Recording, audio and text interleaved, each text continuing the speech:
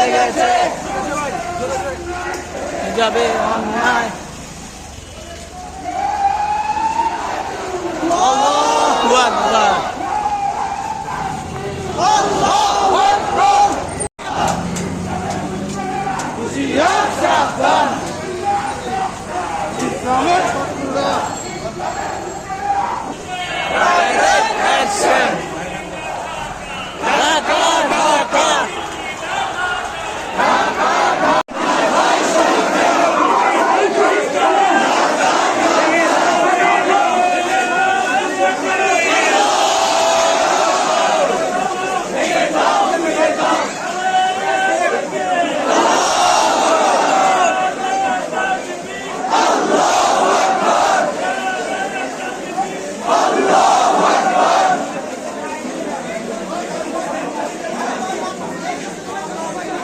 আলহামদুলিল্লাহ এই পার্কের ডালে জায়গা হবে না, এই জন্য একটু জায়গা করে দেন। কিছু ভাই এই রাস্তার দিকে বাড়েন, কিছু ভাই ওই রাস্তার দিকে বাড়েন, সামনের খালি জায়গাগুলোতে জায়গা করেন।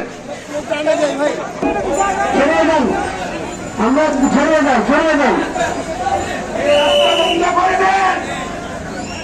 রাস্তা বন্ধ করে, রাস্তা বন্ধ করবেন।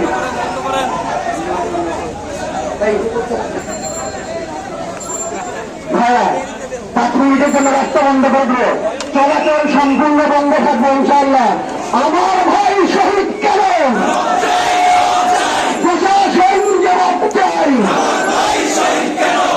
সংগ্রামী ভাইয়ার শহীদ ভাইয়ের হত্যার বিচারের দাবিতে আজকে প্রতিবাদ সভার আয়োজন করেছি।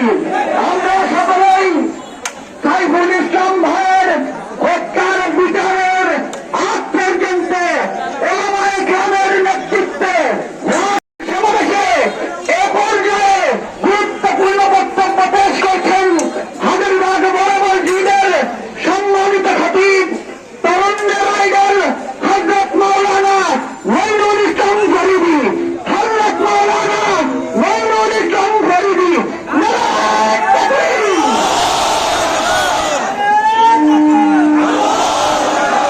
মুসলমান সুশৃঙ্খল, আমরা হাজার বছর ধরে এই বাংলার জমিনে মুসলমানেরা হিন্দুদেরকে মার করে যেমন সন্তান নিরাপদ, মুসলমানদের কোলে হিন্দুরা নিরাপদ। কিন্তু সন্ত্রাসী হিন্দুত্ববাদী রাস্তা না, এই বাঙালি জন্মের একটা বিবেলা ঠিকই লাগাবে। আমি পরিষ্কার ভাষায় বলতে চাই, আজকে এই হাসিনাকে পুনঃপ্রতিষ্ঠা করার জন্য, ভারতের মিশনকে বাংলার জমিনে বাস্তবায়ন করার জন্য স্পেনের সন্ত্রাসী সংগঠন দিয়ে ষড়যন্ত্র করা হচ্ছে। মুসলিম যুব সমাজের শরীরে 1 ফুটে রক্ত থাকছে, এই ষড়যন্ত্র আমরা বাস্তবায়ন হতে দিব না। করছেন কাজীবাগ জামে মসজিদের সম্মানিত খতিব তরুণদের আইডল হযরত মাওলানা মুফতি তাওহীদুল ইসলাম। হযরত মাওলানা মুফতি তাওহীদুল ইসলাম। বিসমিল্লাহির রহমানির রহিম। নাহমাদুহু ওয়া নুসাল্লি আলা রাসূলিল কারীম, আম্মা বাদ। সংগ্রামী তাওহীদি জনতা, আমরা সকলে অবগত আছি, বিগত 3 দিন আগে আমাদের এক মুসলিম ভাইকে ইসকন সন্ত্রাসীরা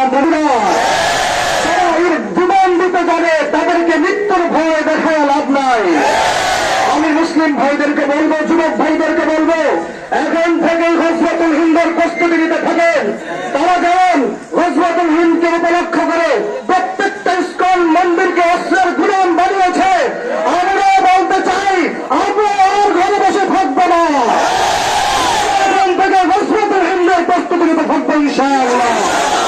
আমাদের সবাইকে তৌফিক দান করুন। আমরা সকলেই আমাদের শেষ রক্তবিন্দু পর্যন্ত পথে থাকবো তো ইনশাআল্লাহ।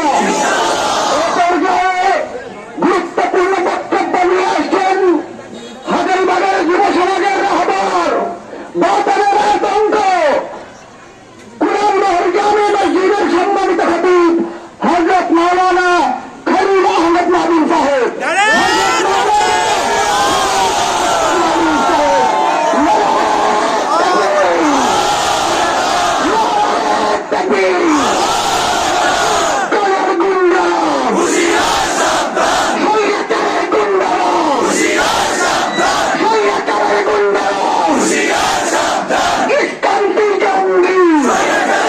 الرجيم بسم الله الرحمن الرحيم تعاونوا على البر والتقوى ولا تعاونوا على الاثم والعدوان প্রিয় ভাইরা আমার ঠান্ডা মাথায় কয়েকটা কথা শোনা আমরা যখন রাস্তায় আন্দোলন করি রাস্তায় সংগ্রাম করি সেই মুহূর্তে ভারতীয় এজেন্ট এবং ইসকনের এজেন্টেরা স্বৈরাচারের দালালেরা সূক্ষ্মভাবে সরকার এবং বিভিন্ন দলের রন্ধে রন্ধে ঢুকে গেছে।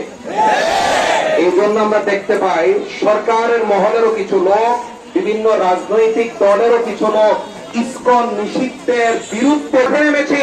ইসকনের দালালি যারা করবে, ভারতের দালালি করার জন্য যারা মাঠে নামবে, তাদের বিরুদ্ধে আমাদের সংগ্রাম শুরু হয়ে যাবে।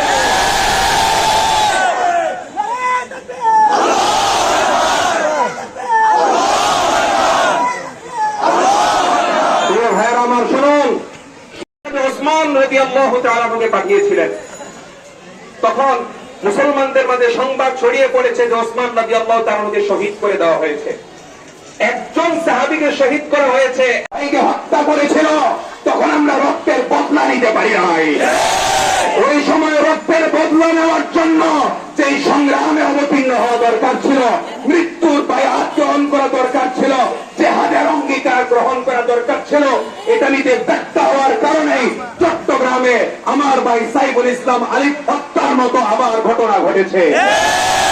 এখন বলতে চাই, আমাদের কথা হচ্ছে নবীজি সাল্লাল্লাহু আলাইহি ওয়াসাল্লাম যেমন একজন সাহাবীর প্রাণের বদলায় সবাই প্রাণ দেওয়ার জন্য প্রস্তুত হয়েছেন, আমি হাজারীবাগ থেকে বলতে চাই আমার ভাই আলিফের প্রাণের বদলায় যদি জিহাদ করতে হয়